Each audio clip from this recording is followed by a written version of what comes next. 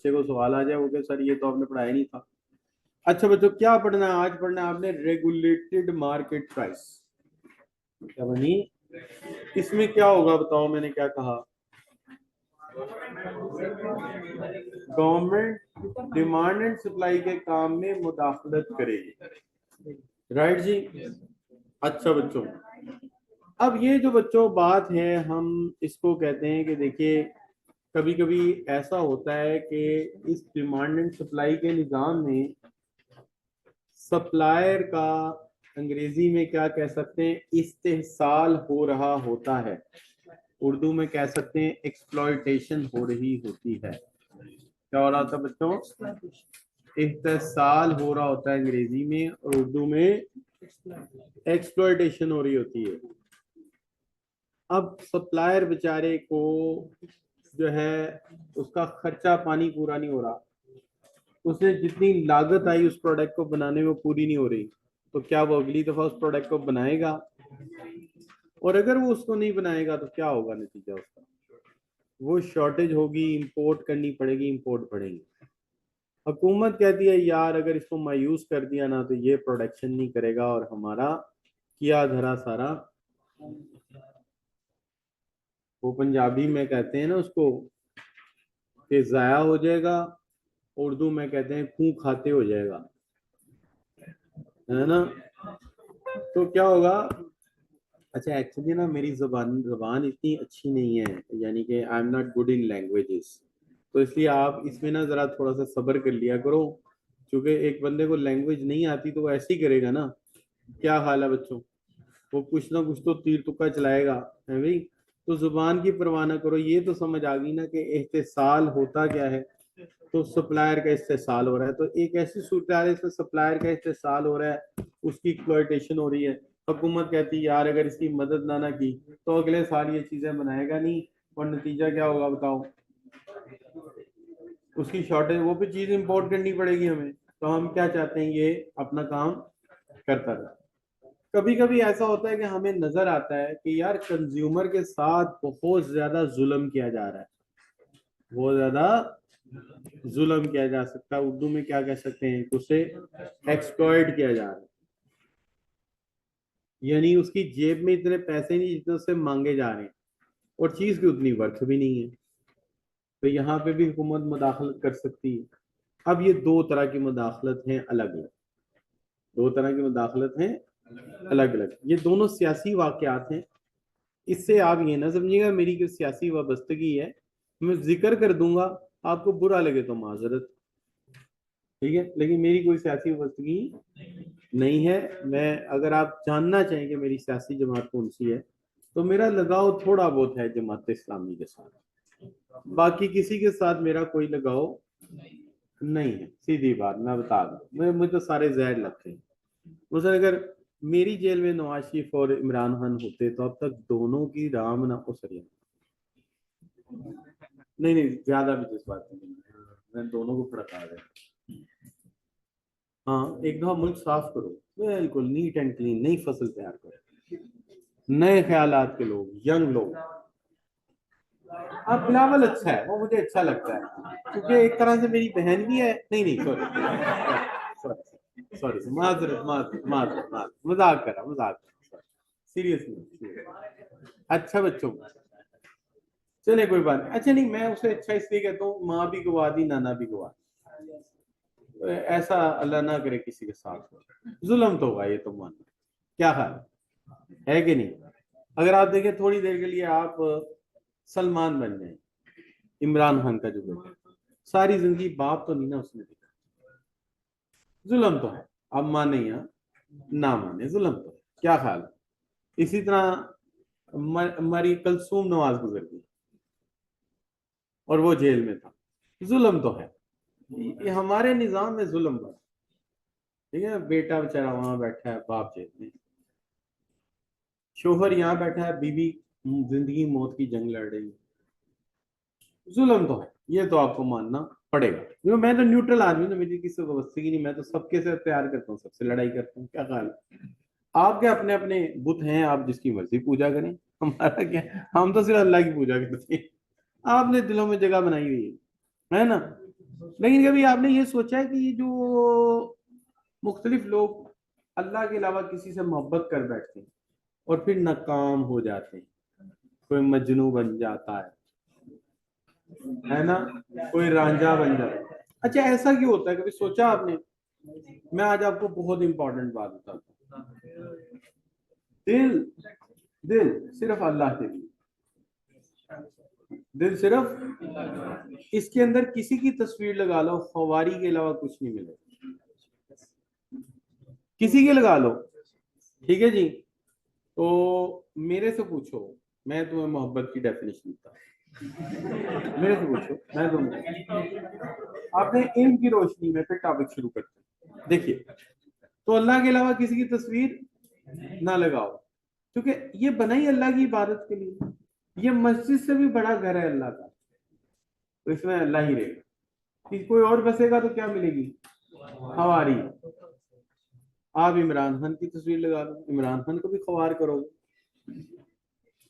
नवाज शरीफ भी लगा लो, उसको भी ख्वार करोगे। इसमें अल्लाह की तस्वीर लगाओ और अल्लाह से दुआ करो, वो भी बच जाएगा। और अगर उसको बुत बना के पूजा शुरू कर दो, देखिए ना, आप अल्लाह को कम याद करें, इमरान खान को ज्यादा करें, ना ना, ख्वार, वो भी ख्वार होगा, तुम भी ख्वार होगा, अल्लाह उसको जिल्लत और रुसवा कर देगा। कसूर आपका है, तो करना क्या है? तस्वीर अल्लाह की लगानी है, दुआ उसके लिए करना। लेकिन जो दुआ करो उसके अंदर, अच्छा, ये तस्वीर लगाने का मतलब क्या है? अगर किसी भी बंदे की खामियां आपको नजर ना आए तो समझिए आप उसकी परस्तिश करते हैं। हाँ, ये सिर्फ माँ का थोड़ा दर्जा है ऐसा कि अल्लाह कहता माफ जा। और किसी भी इंसान, इमरान खान, नवाज, मुझे नवाज की गलतियां नजर ना आए तो मैं उसकी परस्तिश करता हूँ। अगर मुझे इमरान खान की गलतियां नजर ना आए तो मैं उसकी, हाँ, ये है बुत, ये है तस्वीर लगाना, दिल के मस्जिद में बुत रख देना, इसको कहते हैं। खामियां और खूबियां दोनों नजर आए तो समझो फिर तुम ठीक हो, मियार पे पूरे, राइट जी, सही हो गया। और मोहब्बत की डेफिनेशन क्या है? मोहब्बत वो जो अल्लाह देगा, मोहब्बत वो जो अल्लाह देगा। मेरी शादी हुई ना जब, तो मुझे, मैं क्या पागल, ऐसे जैसे वो बकरा कुर्बान करना होता है, पकड़ के जंजीर से ला रहे हैं, छुरी पकड़ के बैठा है एक बंदा, एक औरत ना मैं जानता ना पहचानता, उसके साथ में बिठा दिया। लेकिन जैसे ही मौलवी साहब ने निकाह पढ़ा, अल्लाह के कलाम की बरकत से अल्लाह ने वो मोहब्बत दी जो कभी किसी से ना हो। आपको वही औरत अच्छी लगेगी तो अल्लाह का कलाम आ गया। तो ये अल्लाह का एक निजाम है बेटे, आप इसको समझोगे तो तुम्हें समझ आएगी। बाकी टम्बक तो ही है, मार लो, क्या ख्याल? देखिए, जो जो जो समंदर में नहाने वाले होते हैं ना, छपड़ों में छलांगे नहीं मारते, ये मर्दों की निशानी होती है। क्या हाल है? समंदर में नहाने वाले छपड़ों में नहीं नहाते, फिर ये तो बात है ना। तो अल्लाह ने हमें जो जो चीज सिखाई है वो सबसे अफजल है।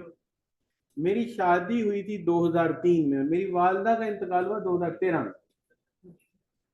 तो 10 साल में मेरी माँ ने मेरी फूफो को मुंह पे बैठ के कहा कि 10 साल से मेरा कमरा साथ है, मैंने कभी इनको लड़ते नहीं देखा। इख्तलाफ होता होगा, कुछ भी होता होगा, एक आवाज आज तक मैंने, 10 ईयर एक डेकेड होता है, ये होता है अल्लाह का कलाम। और बाकी आप खुद सोचें, तो रोज तस्वीर खाली लेके सड़कों पर फिर रहे हैं बच्चे, परफेक्ट मैच ढूंढ रहे, स्टेयरिंग कर रहे हैं औरतों पे, टम्बक तो हमारे बेटा, इससे कुछ भी नहीं मिलना, इससे कुछ भी नहीं मिलना। लेकिन आप पे फर्ज है एक चीज, तकरीबन फर्ज है, मैं गुनाहगार ना हूं कह के, तकरीबन फर्ज है। वो क्या? कि जब तक आपकी शादी नहीं होती, आपने हर महीने 3 रोजे रखने हैं। चांद की कौन सी? 13वीं, 14वीं और 15वीं। अल्लाह ताला आपको आपकी हर चीज पे गिरफ्त दे दे, ठीक है? सूरह मुल्क लाजमी पढ़ा करो रात सोने से पहले। ये अभी तो सूरत है, मरने के बाद लिविंग क्रिएचर बन जाता है। लिविंग क्रिएचर समझते हो ना? यानी ये पेयर होगी, एज एज एंटिटी पेयर होगी आपके सामने। और फरिश्तों को आपके साथ कोई औखे सौखे सवाल करने नहीं देगी, जहन्नुम में ले जाने नहीं देगी। कब्र की दीवारें जब क्लोज होंगी वहां रोकेगी उनको। इसको लाजमी पढ़ा करो। लोग कहते हैं वो पीर साहब ਨੂੰ इंज कर लो इंज कर लो, वो यार ਤੁਹਾਡੇ ਕੋਲ अपना पीर है। और घर में सब अच्छा याद रखें, मेरे लिए गंज बख्श पीर अब्दुल कादिर जिलानी बड़े पीर नहीं, बड़ा पीर आपका बाप है, आपके घर में बैठा है। अल्लाह कहता है मैं अपने एक एक एक बाप की दुआ अपनी औलाद के लिए कभी रद्द नहीं करता। हमेशा याद रखो, जाओ फातिहा पढ़ो मजारों, कोई मसला नहीं है, लेकिन अपने बाप को इग्नोर ना करना। जब मुश्किल आए दुआ किससे करवाओ? हाँ, उससे बड़ा पीर कोई नहीं है। अच्छा वो नमाज भी ना पढ़ते हो तब भी उनकी दुआ आपके लिए क्या है? अल्लाह करे पढ़ते हो, अगर नहीं भी पढ़ते तो तब भी वो आपके लिए क्या है? धक्के ना खाओ, घर के पीर को पहचानो, इधर उधर ना फिरो, सही है। अच्छा बच्चों, सो एनीवे मेरी कोशिश ये है कि आप कामयाब हो जाएं और अपने माँ बाप की खिदमत करें और मेरे लिए सदका जारिया बन जाए। आप नेकियां करेंगे मुझे कुछ मिल जाएगा, और अगर आपने शेयरिंग की किसी की तरफ तो मेरा नुकसान होगा। इसलिए अच्छे अमाल किया करो यार, मेरे खातिर, ठीक है। और जब तुम कामयाब हो जाओगे तो एक सूट अपनी वालदा को इसलिए लेके देना कि तुम कामयाब हुए, और एक ये कि आपके उस्ताद ने आपको नसीहत की थी, दो लेके, ठीक है जी। और फिर देखना, फिर अल्लाह मुझे जन्नत दे देगा। अच्छा बच्चों, इफ सप्लायर इज एक्सप्लॉइटेड, अगर सप्लायर एक्सप्लॉइट हुआ तो क्या होगा? हम सप्लायर को एक्सप्लॉइट होने नहीं देंगे, वरना हमारे मुल्क की इंडस्ट्री तबाह हो जाएगी, ठीक है। रियासत ये कहती है, मैं नहीं कह रहा, रियासत कहती है। अच्छा ये बात है बच्चों बड़ी पुरानी, कि एक दफा ये हुआ कि गंदुम का बहरान पैदा हुआ, कि गंदुम पहली भी पड़ी थी मार्केट में और काश्तकारों ने नई फसल भी लाके फेंक दी, जाहिर है वो भी आ गई। इस तरह गंदुम की कीमत एकदम गिर गई, ठीक है जी। मैं थोड़ी स्टोरी बना रहा हूं ताकि मैं आपको समझा सकूं। अब हुआ ये कि जैसे फर्ज करो कि आपकी सूरत हाल ये है कि ये प्राइस है गंदुम की, कीमत उस वक्त की नहीं लिखूंगा वरना आपको ना जरा जोक सा लगेगा, क्योंकि उसकी कीमतें बहुत कम थी। तो मैं आपको प्राइस कुछ फिट करके कोशिश करता हूँ आज के हालात के मुताबिक, कि जी नॉर्मल हालात चल रहे थे, ये डिमांड है और ये वाली सप्लाई है। क्या हुआ यार, ये वाली सप्लाई है, ये S1 कीमत चल रही है कुछ तकरीबन कह लो मार्केट में 3800 रुपये मन।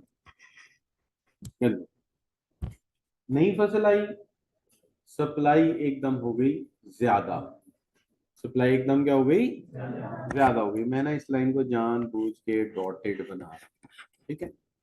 जब ज्यादा होगी तो एकदम सप्लाई बढ़ गई, ये राइटवर्ड चला गया। आपको पता है जब किस चीज की मिकदार बढ़ती है प्राइस के अलावा किसी और फैक्टर से, तो क्या होता है? वो राइटवर्ड जाएगी। प्राइस नहीं ना, वजह वजह क्या है? Production, other factor, production.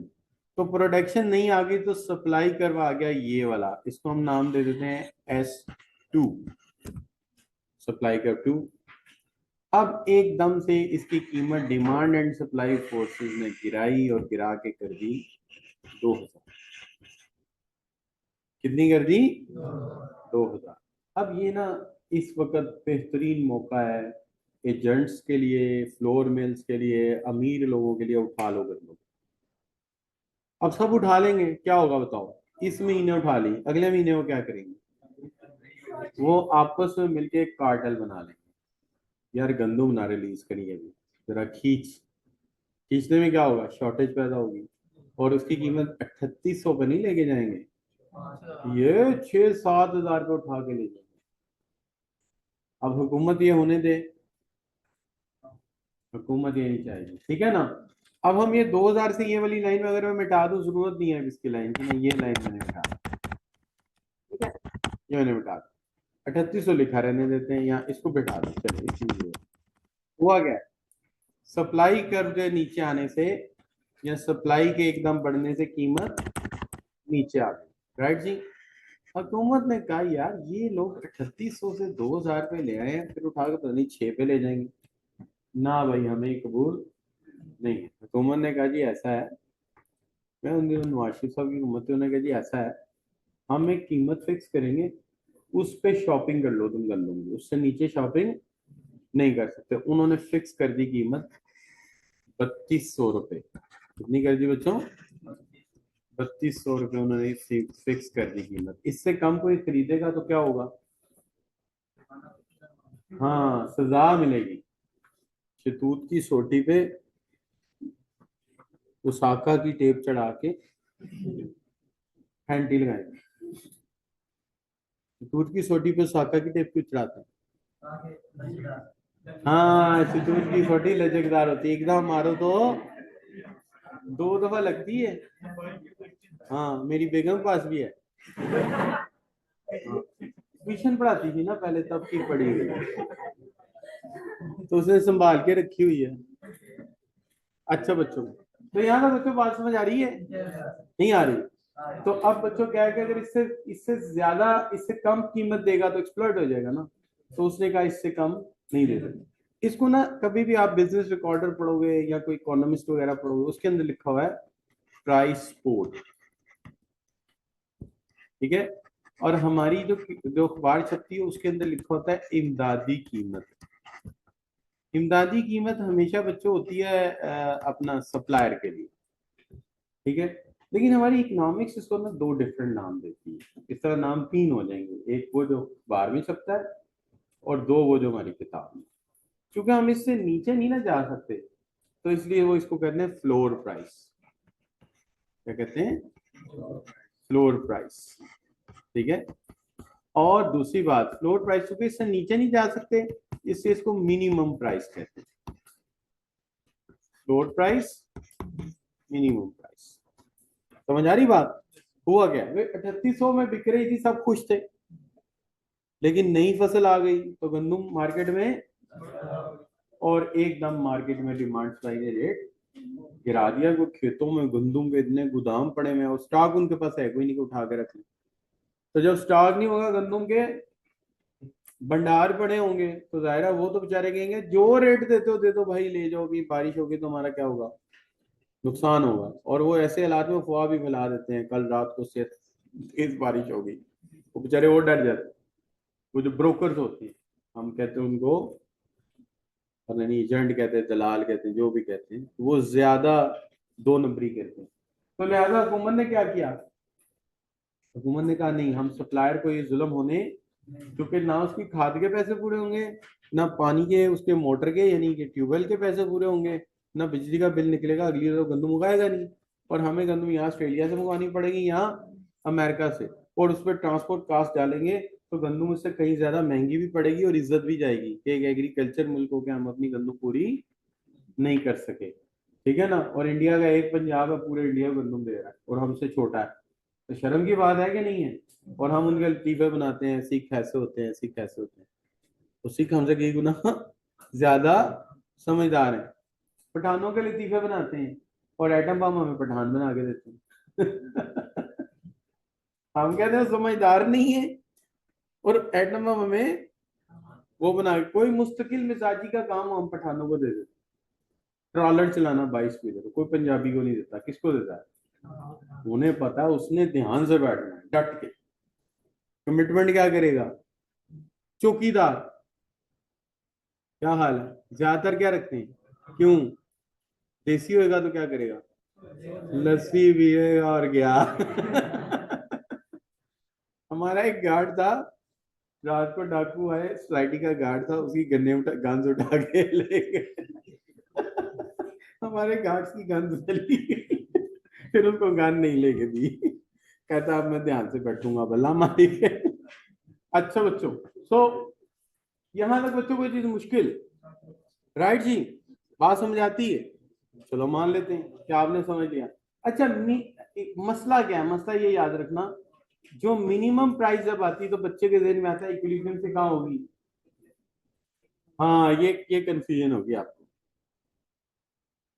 और फ्लोर भी नीचे है, मिनिमम भी नीचे है, तो जब आपके जहन में आएंगे मिनिमम, तो आपके जहन में क्या आएगा? इक्विलिब्रियम से नीचे, लेकिन याद रखना इक्विलिब्रियम से ऊपर है। तो फ्लोर इसलिए कहा कि फ्लोर से नीचे कोई जा सकता है? नहीं जा सकता ना। मिनिमम से नीचे भी नहीं जा सकता। क्या हाल है? क्या आप में से कोई दावेदार है मैं जाता हूँ नीचे?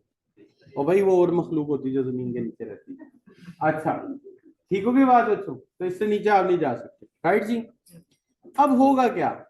होगा ये कि आपने कल ही पढ़ा था कि यहाँ एक गैप पैदा हो जाएगा। इसको क्या कहेंगे? इक्विलिब्रियम से ऊपर है तो क्या बन गया?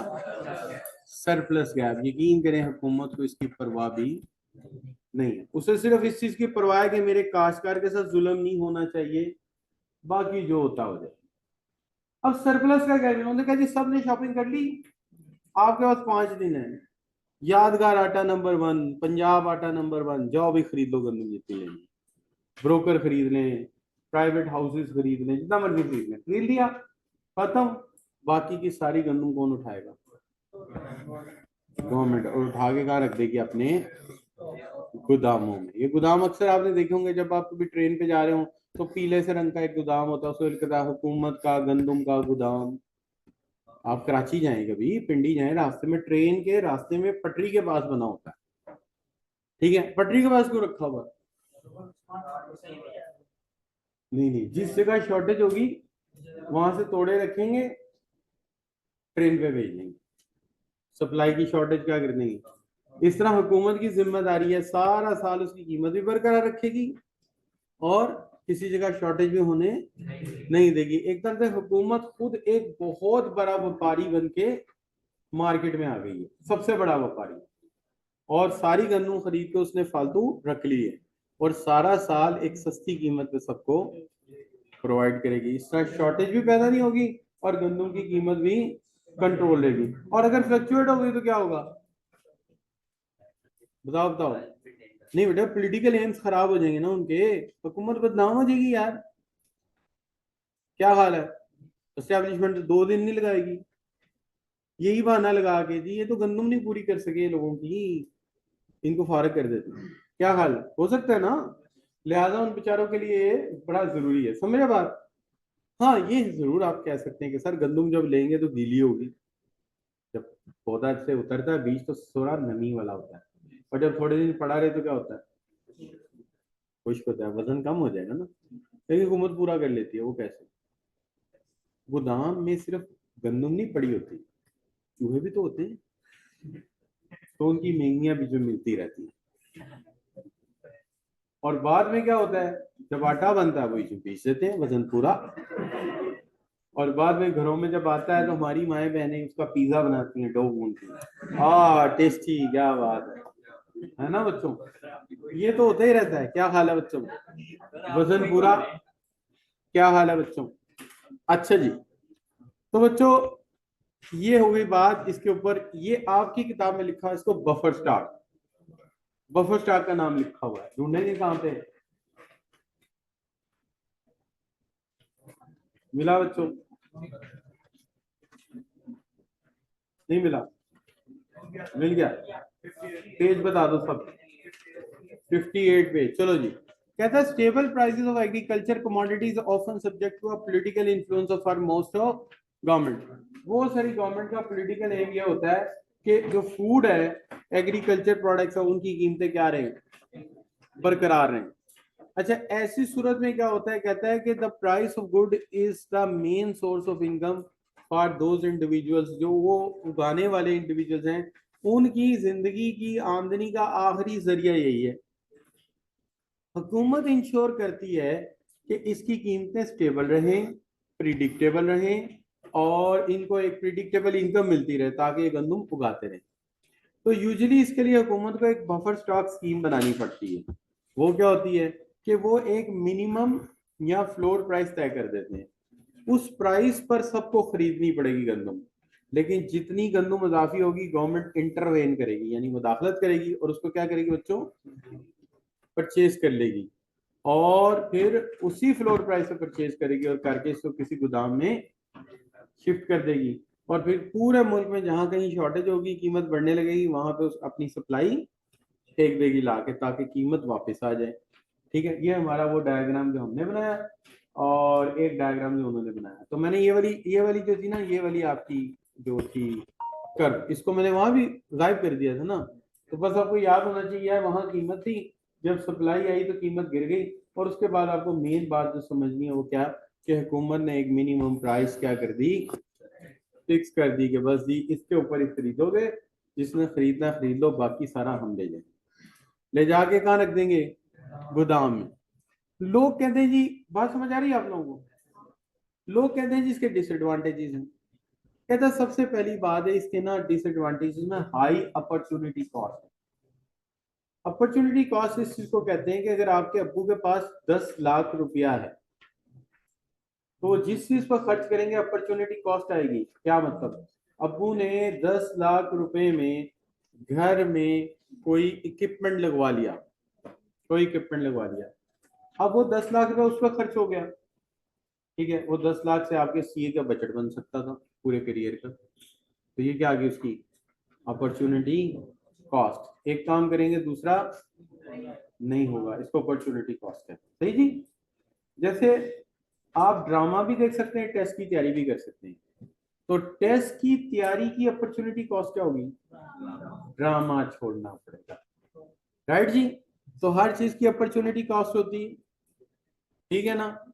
जैसे मेरी शादी होगी तो मुझे कॉल जानी बंद हो गई, तो ये शादी की क्या है, अपॉर्चुनिटी कॉस्ट। यार बच्चों बहुत ज्यादा अच्छा है नहीं। तो कहने का मतलब क्या है कि एक काम करोगे तो दूसरा काम नहीं होगा। बस 30 लाख रुपए आपने गाड़ी ले ली, ठीक है, और उसी 30 लाख रुपए से आप अम्मी अब्बू हज कर सकते थे। अब गाड़ी की अपॉर्चुनिटी कॉस्ट क्या है, आज रह गया, ठीक है ना। अच्छा, तो ये अपॉर्चुनिटी कॉस्ट है। वो कहते हैं जो पैसे हुकूमत ने इस पे लगाए, अगर ना लगाती तो इससे क्या बन सकता था, यूनिवर्सिटी बन सकती थी, हॉस्पिटल बन सकते थे। लेकिन कीमती पैसा हमने कहाँ खपा दिया, गंदुम पे खपा दिया, है ना बच्चों। तो हर चीज की क्या होती है, अपॉर्चुनिटी कॉस्ट है ना। जैसे इमरान खान की हुकूमत आई थी, सारे डेवलपमेंट प्रोजेक्ट रोक दिए, कोई तरक्की नहीं हुई, नेगेटिव में चली गई। पैसा कहाँ लगाया, वैक्सीनेशन पे। अगर वैक्सीनेशन ना कराते तो मर्द मर जाने थे, क्योंकि वो बाहर फिरते हैं, औरतें घरों में रहती। तो बाद में कमाने वाले ही ना होते तो कौम कैसे चलती। सोचें, अल्लाह ना करे हर घर के 2 बंदे मर जाते, क्या करते आप। तो पहला काम क्या है, जान है तो जहान है। शरीफ आदमी था, उसने क्या किया, उन्होंने कहा छोड़ो मुआशी तरक्की, पहले लोग की तो बचा लो। तो ये अपॉर्चुनिटी कॉस्ट थी।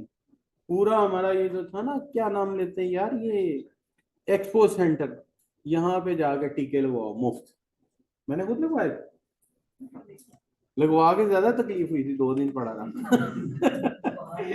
वो हम थर्ड वर्ल्ड कौम है, हमें देते हैं सस्ती वाली चीज, जिसके साइड इफेक्ट होते हैं ना, वो हमें दे देते हैं। सही बात है।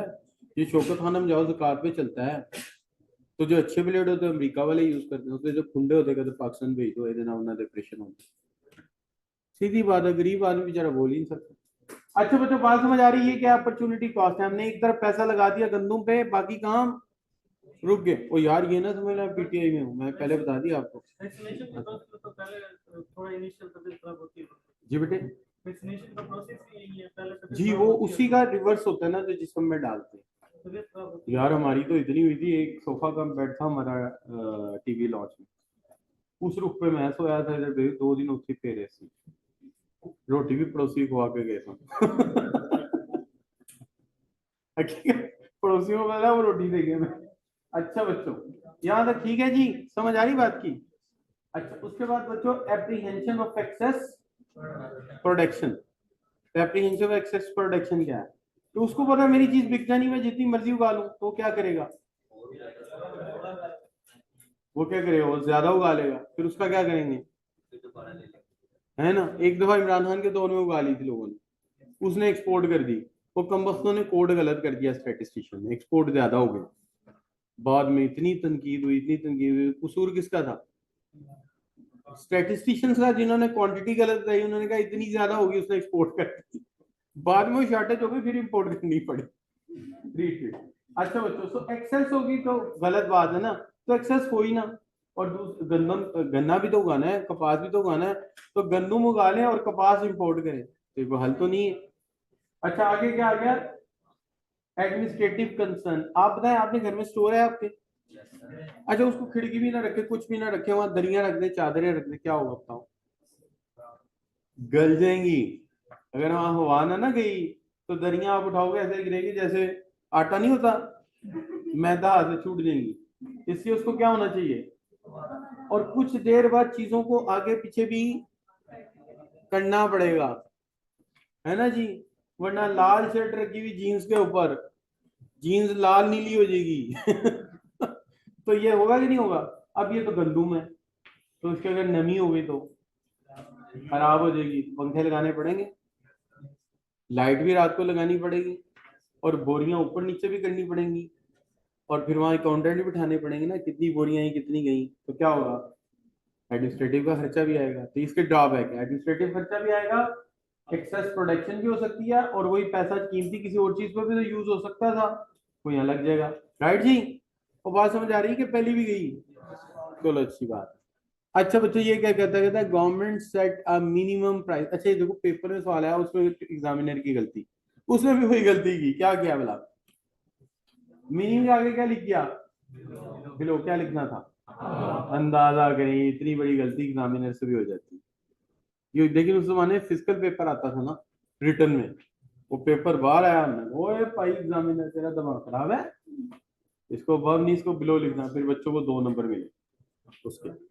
लेकिन अब क्या होता है, अब ये होता है कि वो उन्होंने न्यूट्रल कुछ बंदे रखे हुए हैं, जितना सवाल डेटाबेस में होता है उसको चेक करते हैं, अगर कोई सवाल गलत हो तो उसे डेटाबेस से निकाल देते हैं। तो डेटाबेस में कौन कौन से सवाल निकलते हैं, जो मेरी असाइनमेंट में सवाल होंगे वो निकाल देंगे।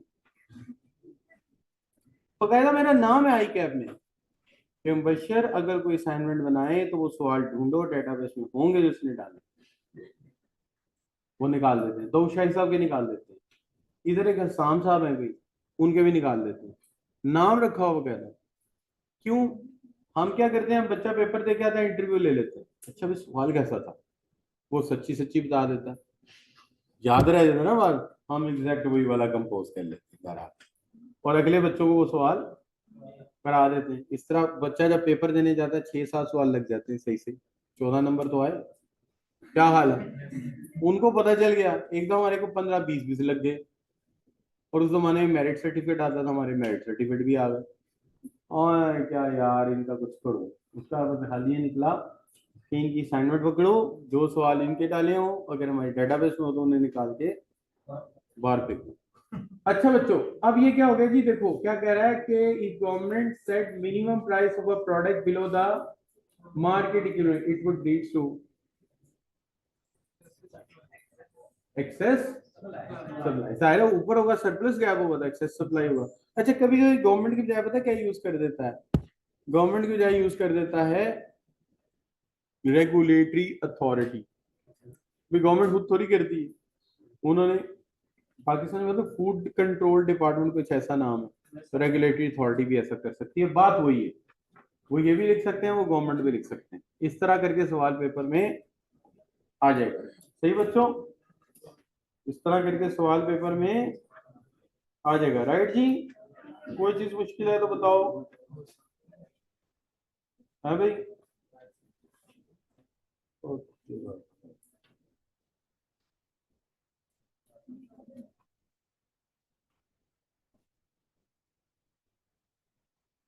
अच्छा भाई बच्चों, चलो जी ठीक हो गया जी, यहाँ तक बात फिट हो गई। अब चलें जी आगे बात करते हैं। सर जी बेटा। चलिए, हाँ सर हाँ आपने बोला था कि प्राइस जब इंक्रीज होती है तो सप्लाई बढ़ती है, तो हाँ, सर आप ग्राफ में जब सप्लाई को बढ़ाए तो प्राइस कम थी। ये हम जवाब आपको देंगे, आप सवाल लिख लें, ये कल या परसों मैं ये टॉपिक कराऊंगा, कल या परसों आपको मैं ये टॉपिक कराऊंगा, तो इंशाल्लाह आप इसको पिक कर लें, ठीक है? तो वरी नहीं करना, इंशाल्लाह हो जाएगा। अच्छा बच्चों, यहाँ तक है। अब बच्चों अगला टॉपिक आ गया सीलिंग प्राइस। अभी क्या की थी, अब कौन सी पढ़ने लगे हैं? Ceiling price. इसका दूसरा नाम है मैक्सिमम प्राइस। क्या बच्चों? सीलिंग प्राइस, मैक्सिमम प्राइस, और अखबार में छपेगा प्राइस कंट्रोल। अखबार में क्या छपेगा? Price control. अब ये बच्चों, ये बात है चंद साल पहले की। एक खान साहब के दोस्त हुआ करते थे, उनका नाम था जहांगीर तरीन। तो खान साहब की हुकूमत बड़ी अच्छी चल रही थी। नहीं, अच्छी मैं नहीं कहता भाई, चल रही थी, सीधी बात, अच्छी मैं कहूँ, अब नाराज हूँ, चल रही थी, मामला स्मूथ चल रहे थे। दुनिया खुशी खुशी अपनी जिंदगी गुजार रही थी। 56 रुपए किलो चीनी बिक रही थी। कितनी बच्चों? 56 रुपए किलो चीनी बिक रही थी। उन्होंने क्या किया बच्चों? चीनी खरीद ली जहांगीर तरीन साहब ने। खरीद के बच्चों उन्होंने मार्केट से चीनी गायब कर दी। अब सप्लाई कम कर दें, कीमत की वजह ना हो, कोई और वजह हो, तो क्या होगा? जी बच्चों, सप्लाई कम हुई कीमत की वजह से नहीं, बदनीति की वजह से। फाल किधर लेके जाएं इसको? कमी आई है, किधर लेके जाएंगे? इजाफा हुआ था, राइट लेके गए थे, कमी होगी तो किधर लेके जाओगे? लेफ्ट। तो जनाब वो सप्लाई को उठा के यहाँ ले गए और कीमत कर दी चीनी की 180 रुपए। कितनी कर दी? 80 रुपए। किया क्या? कीमत खरीद के मार्केट, सॉरी, चीनी खरीद के मार्केट से गायब कर दी। कितने में चली गई? 56 रुपए वाली चीनी 180। हुक्मरान बेचारा क्या करे? उन्होंने फिर ये किया कि इसकी एक मैक्सिमम कीमत मुकर्रर कर दी। क्या मुकर्रर कर दी? उन्होंने कहा कि आज के बाद 56 तो अब भूल जाओ, लेकिन 120 रुपए से ऊपर कोई चार्ज नहीं कर सकता। 120 रुपए से ऊपर कोई चार्ज नहीं करता। 56 क्यों भूल जाओ? वो तो पुरानी बात है ना। इस वक्त क्या है? 180, क्योंकि उन्होंने क्या पैदा कर दी है? शॉर्टेज। तो उन्होंने क्या किया? उन्होंने कहा अच्छा ऐसा करते हैं कि इसकी कीमत क्या मुकर्रर कर देते हैं? 120। लेकिन वो 120 नीचे आ गई ना, देखो 180 ऊपर है, 120 नीचे, तो वो कितने पे बेचना चाह रहे हैं? 180 पे। और हुकूमत कितने पे बेचना चाह रही है? 120 पे। तो जब इक्विलिब्रियम से नीचे जाएंगे तो इसको क्या कहेंगे? सीलिंग, क्योंकि इससे ऊपर नहीं ना जा सकता कोई सीलिंग से। क्या हाल है? यहाँ क्या कहोगे? कि इससे ज्यादा चार्ज नहीं कर सकते, तो मैक्सिमम हो गया ना। लेकिन याद रखना है, वर्ड मैक्सिमम है, सीलिंग है, लेकिन है इक्विलिब्रियम से। जैसे मिनिमम ऊपर था, मैक्सिमम नीचे। तो कितनी कीमत थी? वो कहते हैं, उनका दावा ये था कि ये कर्व नहीं है, एक्चुअली इक्विलिब्रियम यहाँ पे है, 180 पे बेचेंगे। ये इक्विलिब्रियम नया बन गया, ये इक्विलिब्रियम नया बन गया, क्योंकि उन्होंने चीनी खरीद के क्या कर दी? शॉर्टेज। हुकूमत ने क्या किया? हुकूमत ने कहा नहीं नहीं, हम 180 पे बेचने नहीं देंगे, हम कितने में बेचेंगे? 120 से ज्यादा कोई चार्ज करेगा, क्या करेंगे? सजा मिलेगी। किस चीज से? दूध की सोटी पे उशाका की टेक चढ़ा दे, राइट जी, तो नहीं पड़ेगी। लेकिन उमर ने 120 कर दी, लेकिन नीचे करेंगे तो क्या आ जाएगा इक्विलिब्रियम से?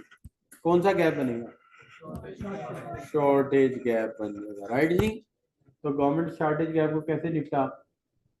उन्होंने चीनी इंपोर्ट कर ली किसी दूसरे मुल्क से। क्या किया बच्चों? उन्होंने चीनी इंपोर्ट कर ली किसी दूसरे मुल्क से, ब्राजील से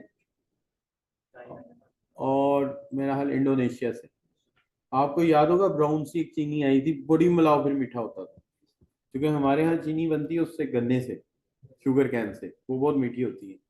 वो लोग बनाते शकरकंदी से, या केले के डंडल से, या चिकंदर से, तो उनकी चीनी इतनी मीठी नहीं होती। और वैसे भी दुनिया में चीनी को इतना अच्छा नहीं समझते, इसलिए वेस्ट से बनाते हैं, क्योंकि चीनी है तो जहर ही ना। क्या हाल? अच्छा बच्चों, तो क्या किया गया बच्चों? एक जहाज पे रख के उन्होंने, बड़े से जहाज पे चीनी के तोड़े मंगवा दिए। ये तोड़े पड़े, पायलट यहाँ बैठा, जहाज बड़ा है ना, तो पायलट इतनी सी जगह पे आ गया। सही है। तो तोड़े आ गए सारे के सारे, क्या हाल है बच्चों? अब क्या होगा? अब आपके पास चीनी वाफर मिकदार में मौजूद, राइट जी। इससे साबित क्या हुआ? अगर कहीं भी कोई कीमत गिराने की कोशिश करे